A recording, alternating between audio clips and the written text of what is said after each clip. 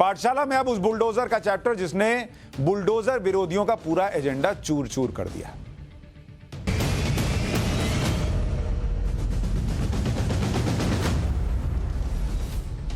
जो लोग ये कहते हैं कि यूपी में बुलडोजर जाति धर्म को देखकर चलता है, जो लोग कहते हैं कि बुलडोजर यूपी में पार्टी देखकर चलता है, जो लोग ये कहते हैं कि बुलडोजर सिर्फ अंसार और अब्दुल पर चलता है, अर्जुन और अजय पर नहीं चलता, वो लोग आज देख लें कि बुलडोजर बीजेपी के उस नेता श्रीकांत त्यागी के घर पर भी चलता है जो नोएडा की सोसाइटी में गुंडागर्दी कर रहा था। यह उस सोसाइटी की तस्वीर है।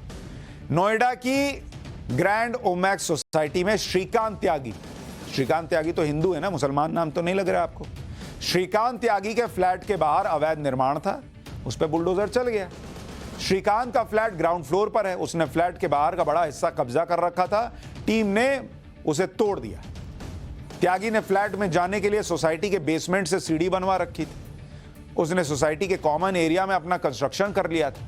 उसने फ्लैट के बाहर के एरिया में पेड़ पौधे लगाकर उस जगह को भी घेर लिया था। इस पूरे अवैध निर्माण पर पहले हथौड़ा चला, फिर बुलडोजर से एक्शन हो गया।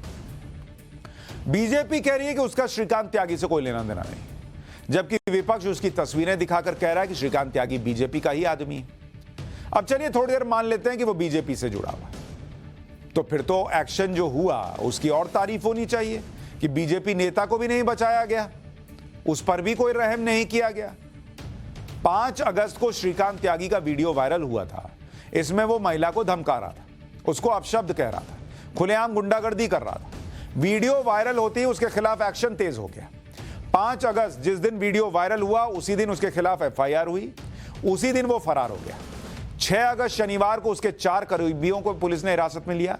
7 अगस्त रविवार को श्रीकांत त्यागी से जुड़े 6 और लोगों को गिरफ्तार किया गया।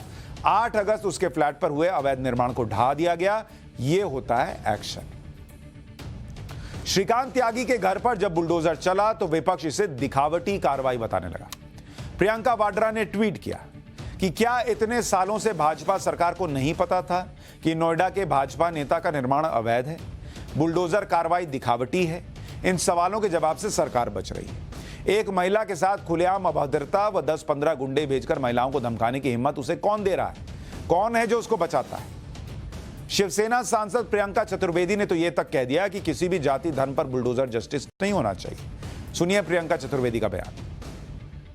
उसकी गिरफ्तारी ना होने की वजह सबसे बड़ी ये है क्योंकि वो भारतीय जनता पार्टी से जुड़े हुए हैं। भारतीय जनता पार्टी का छोटे से छोटा नेता, बड़े से बड़ा नेता, वो पुलिस की चुंगल से निकल जाता है। वो कितनी भी बदतमीजी कर ले महिलाओं से, उनके साथ दुर्व्यवहार कर ले, पर भारतीय जनता पार्टी की पूरी संरक्षण उनको मिलती है। आज बुलडोजर उनके घर पे चलाना, मैं मानती हूँ कोई भी जाति, कोई धर्म पे बुलडोजर जस्टिस नहीं होना चाहिए। प्रियंका चतुर्वेदी ने खुद ही बुलडोजर एक्शन को धर्म और जाति से जोड़ दिया, जबकि ये मामला धर्म और जाति का तो है ही नहीं। ये मामला अवैध निर्माण का है जिसके खिलाफ ये पूरी लड़ाई थी।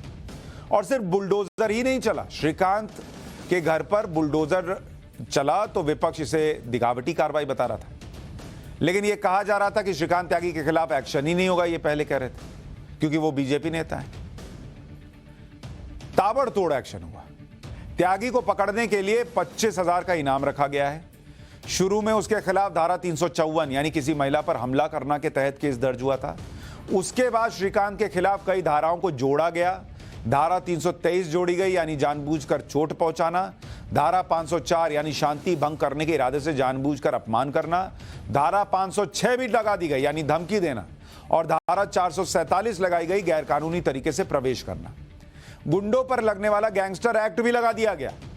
मामले में लापरवाही बरतने के आरोप में थाना प्रभारी समेत 6 पुलिसकर्मियों को सस्पेंड कर दिया गया है। त्यागी की अवैध संपत्तियों की जांच हो रही है। त्यागी की 5 गाड़ियों को जब्त कर लिया गया है। एक गाड़ी जिस पर यूपी सरकार का स्टिकर लगा था, उस मामले में अलग से एफआईआर दर्ज की गई है। त्यागी की कई दुकानें हैं जहां इनकम टैक्स, जीएसटी और नोएडा अथॉरिटी की टीम ने जांच की है। मतलब ऊपरी कार्रवाई होती तो इतना करने की थोड़ी जरूरत पड़ती। कहते एफआईआर हो गई, निकल ली। कंस्ट्रक्शन भी तोड़ दिया, अवैध कंस्ट्रक्शन, और उसके बाद जो है वहां पर कार्रवाई भी कर दी और गैंगस्टर एक्ट भी लगा दिया।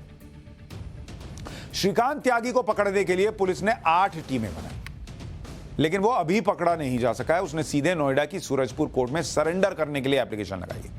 कोर्ट ने सरेंडर के लिए 10 अगस्त की तारीख दी है, लेकिन हमें यह भी बात ध्यान रखनी चाहिए कि अगर वो पुलिस की गिरफ्त में नहीं आ रहा है और सीधे कोर्ट में सरेंडर करता है तो यह भी कहा जा सकता है कि उस पर एक्शन के डर से उसने सरेंडर किया। श्रीकांत त्यागी के मामले में साबित कर दिया गया है कि जो भी अपराधी है, जो भी अपराध करते हैं, उन पर सभी पर एक्शन होता है और बुलडोजर सिर्फ अवैध निर्माण पर चलता है।